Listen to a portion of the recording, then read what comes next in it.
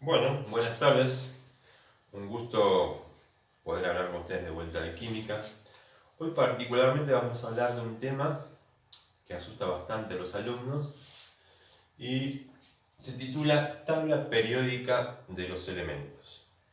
Así que en el transcurso de las próximas clases vayan viendo la manera de conseguir una tabla periódica porque la vamos a usar bastante. Van a ver que hay diferentes versiones de ellas.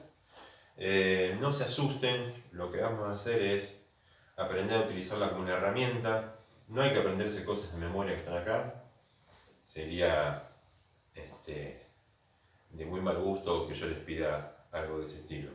Pero bueno, vayan viendo de conseguir una tabla periódica, o por ahí la pueden digitalizar en su celular o en su compu si la tienen. Pero de a poquito vamos a ir aprendiendo qué información tiene esta tabla, va a ser una herramienta para nosotros, y cómo utilizarla.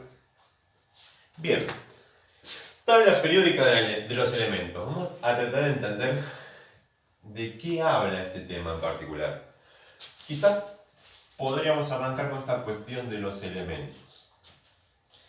Vamos a tener que pensar de ahora en más que cuando hablamos de elementos, en realidad estamos hablando de los átomos, como veníamos mencionando en el encuentro anterior o en la clase anterior.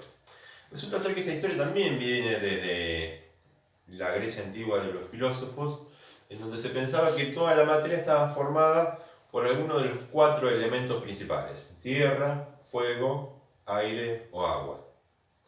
Y a esa frase a veces se sigue utilizando, se habla de la furia de los 4 elementos, como que cualquier cosa que suceda a nuestro alrededor tiene que ver con lo que sucede con esos 4 elementos particulares. Pero bueno, después los científicos fueron investigando un poco más, como vimos cuando desarrollamos el tema de los modelos atómicos, y empezaron a descubrir algunos tipos de átomos a los que empezaron a llamar elementos. Elementos, como les dije la vez pasada, con la idea de que estamos hablando de una porción de materia que es representativa de ese tipo de materia y ya no se puede dividir más. Por eso la idea de elemento o elemental.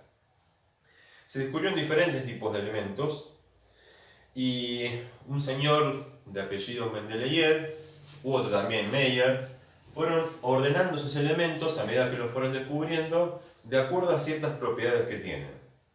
Lo que se vio es que algunas de esas propiedades son repetitivas, es decir, que se van encontrando que algunas de esas propiedades, cada cierta cantidad de elementos, vuelven a aparecer. Fue así que Mendeleev lo que hizo es ordenar esos elementos. Hubo otros intentos de ordenamiento anteriormente, pero Mendeleev fue el que más aportó sobre este tema y fue ordenando los elementos en una especie de tablero con columnas y filas. Después vamos a ver cómo se llaman esas columnas y filas. Pero básicamente lo que ustedes tienen que entender es que la mayoría de los componentes de la materia que conocemos, es decir, todos los átomos, los podemos encontrar en la tabla periódica, con algunas distinciones.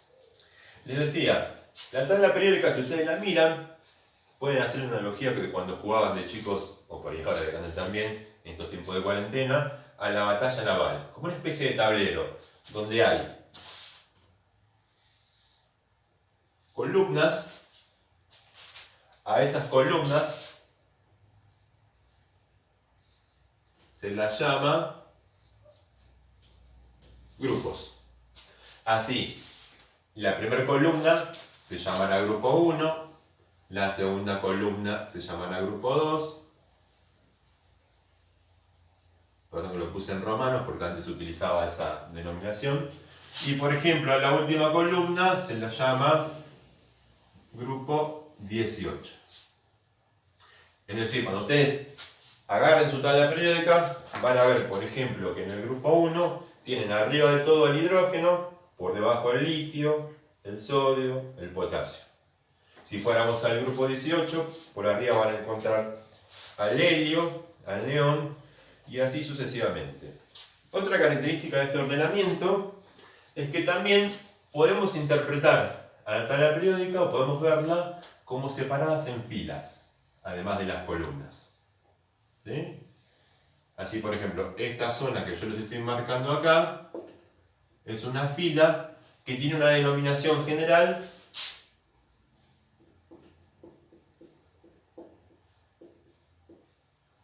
llamada periodo. Así que habrá un periodo 1, un periodo 2, un periodo 3. Este en particular, el que yo les marqué acá, sería el periodo número 4. Y esto es interesante porque yo podría ubicar un elemento en la tabla periódica con estas coordenadas. Por ejemplo, si yo dijera qué elemento está en el grupo 1, que sería la primera columna, y el periodo 1, solamente un elemento va a estar en ese lugar, y ese elemento no es otro, ya vamos a hablar bastante de él, que el hidrógeno. Repito, cada uno de los elementos de la tabla periódica están ubicados en ella de acuerdo a cierto grupo y periodo. Yo sabiendo un grupo y el periodo puedo identificar a los elementos. Después vamos a hacer ejercicios con respecto a eso. La otra cuestión interesante de la tabla periódica es que lo que van a encontrar es un montón de símbolos. Los vamos a ir desentrañando a poquito esos símbolos. Como les dije, elementos lo tenemos que tomar como un sinónimo de tipos de átomos. Los diferentes tipos de átomos que podemos encontrar en un principio en la naturaleza, pero que también el hombre ha sabido fabricar, por ejemplo, en laboratorios. Para diferenciar los diferentes tipos de elementos, en general se utilizan símbolos. Símbolos que corresponden en general a las primeras letras de su nombre. Pero acá hay algo interesante que tenemos que tener en cuenta. Cuando se empezaron a descubrir estos elementos, esto de la tradición griega que yo les decía, es muy importante. Y también, si yo les hiciera una consulta con respecto a esto de la globalización hoy día, cuál es el idioma que la mayoría del mundo habla, seguramente eso lo remitiría a la idea del inglés. Bueno, para aquella época, una manera de comunicarse de manera universal era el latín. Por eso vamos a encontrar que muchos de estos elementos derivan del latín o tienen su nombre en latín. Pero vamos despacito. Supongamos, para el caso del hidrógeno, que yo les mencioné, lo interesante o lo que tenemos que tener en cuenta como regularidad es que la letra que simboliza el hidrógeno, que es una H mayúscula, corresponde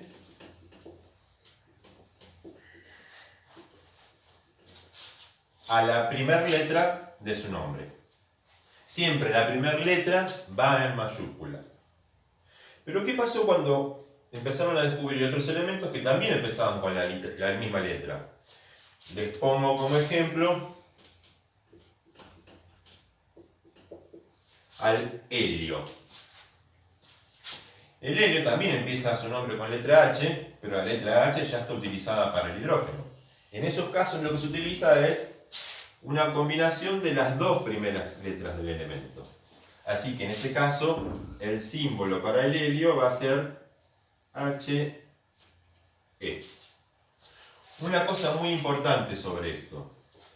Cuando el elemento está representado por una sola letra, esa letra siempre va en mayúscula. En caso de utilizarse dos letras, como en este caso el helio, solo la primera letra va en mayúscula y la segunda en minúscula. Repito, esto es muy importante porque puede llevar a ciertas confusiones que vamos a ir viendo más adelante. Si la letra corresponde al elemento y este elemento está representado por una sola letra, esa letra va en mayúscula. Si está representado por más de dos letras, la segunda letra va en minúscula.